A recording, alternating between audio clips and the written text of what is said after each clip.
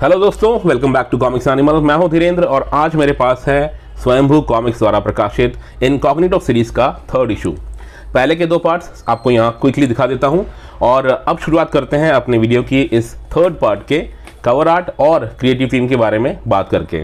सबसे पहले तो आप फ्रंट कवर देखिए और ये इसका बैक कवर है और एक नज़र अब आप स्पाइन पे भी दौड़ा लीजिए। Incognito the house of the beast. दोस्तों ये इंग्लिश इशू है और ये कवर आर्ट बनाया है दीपजॉय सुब्बा ने, जिन्होंने एक इनकॉग्निटो पार्ट 1 का भी कवर आर्ट बनाया था।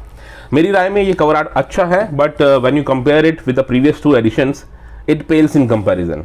आप यहाँ पे वो फ़र्क खुद भी महसूस कर सकते हैं। क्रिएटिव टीम की तरफ भी एक नज़र दौड़ा लेते हैं। यहाँ पर आपको अगर आप एक झलक देखेंगे तो सारे यूजुअल सस्पेक्ट्स आपको मिलेंगे जो स्वयंभू की टीम है। राइटर हैं सुदीप मेनन, आर्टिस्ट हैं गैब्रियल जार्डिम जो कि एक नई एडिशन है, कलरिस्ट हैं रनन लिनो। कवर आर्टिस्ट की तरफ हम थोड़ी देर में आएंगे।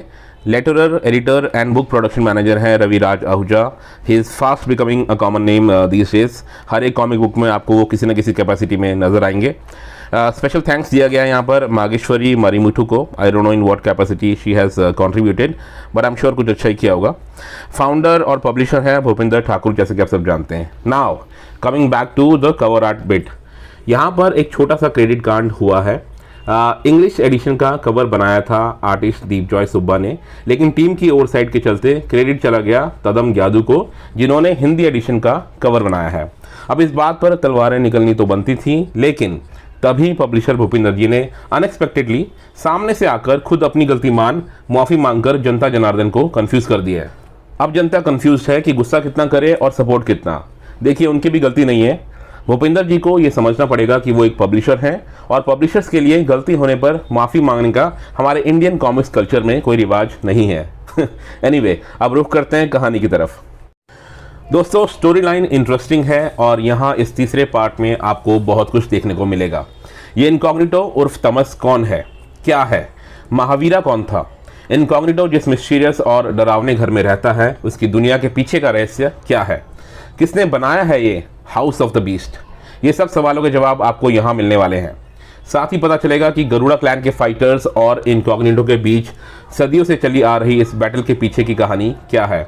Well, I can tell you only this much that this battle has its roots in the 16th century Kerala। तो समझ लीजिए कि पिछले 800 साल पुरानी ये लड़ाई अपने अंदर क्या क्या रहस्य छुपाए हुए होगी। कहानी की पेस की बात करें तो शुरुआत में उतना मज़ा नहीं आता है, but second half of this comic book is interesting when the entire focus and action shifts towards the house of the beast. Action sequences plot की जान है और राइटर ने बहुत अच्छे तरीके से एक्शन सीन्स को सोचा और नरेट किया है आर्टिस्ट को।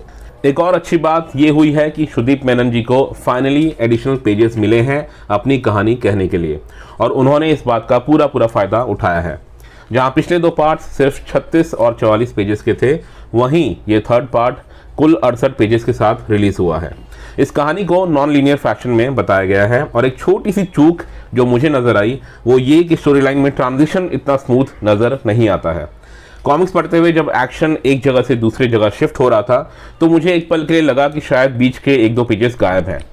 It might require multiple reading. Also for better understanding of the narrative I suggest you read all 3 parts at one go. बाकी लेटरिंग का काम अच्छा है, बट एडिटिंग की बात करें तो कुछ जगह सिली मिस्टेक्स हुई हैं। ग्रामेटिकल एरर्स की भरमार दिखी जो इस प्रोडक्ट की प्रीमियमनेस को थोड़ा कम कर देती है। दोस्तों मेरा ये मानना है कि अच्छी एडिटिंग कॉमिक बुक के रीडिंग एक्सपीरियंस में 4 चांद लगा देती है, तो यहाँ पर ओवरसाइट की कोई गुंजाइश नहीं होनी चाहिए। चलिए अब आगे बढ़ते हैं अपने नेक्स्ट सेक्शन की तरफ, जो कि है आर्टवर्क। आर्टवर्क की बात करें दोस्तों तो यहाँ इस थर्ड इशू में आर्टिस्ट चेंज हुआ है। जहाँ पहले 2 पार्ट्स में मार्टिना डी लूजियो ने काम किया था, वहीं यहाँ गैब्रियल जार्डिम ने आर्टवर्क का जिम्मा संभाला है।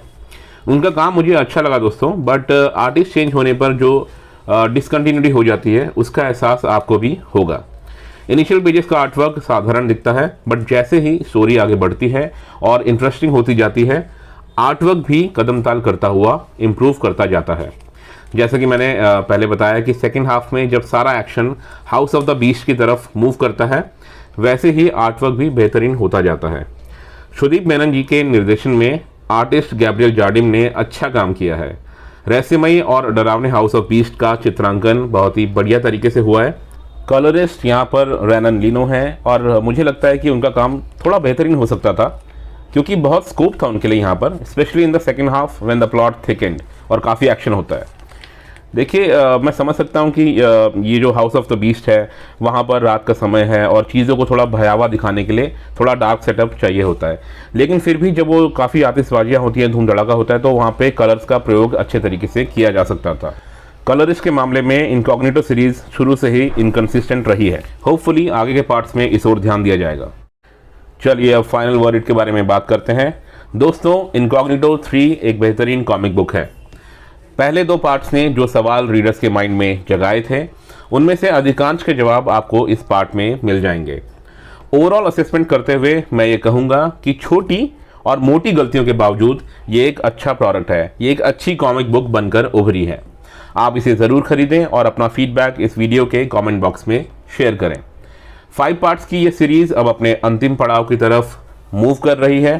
सुदीप मेनन जी ने राइटिंग के क्षेत्र में अपना एक अच्छा खासा नाम कर लिया है, उनकी एक क्रेडिबिलिटी बन चुकी है। आने वाली फाइनल 2 कॉमिक बुक्स में आप काफ़ी कुछ उनसे एक्सपेक्ट कर सकते हैं। चलिए दोस्तों, अब मेरा चलने का समय हो गया है। जल्दी आप लोगों से फिर मिलूंगा। Goodbye and take care.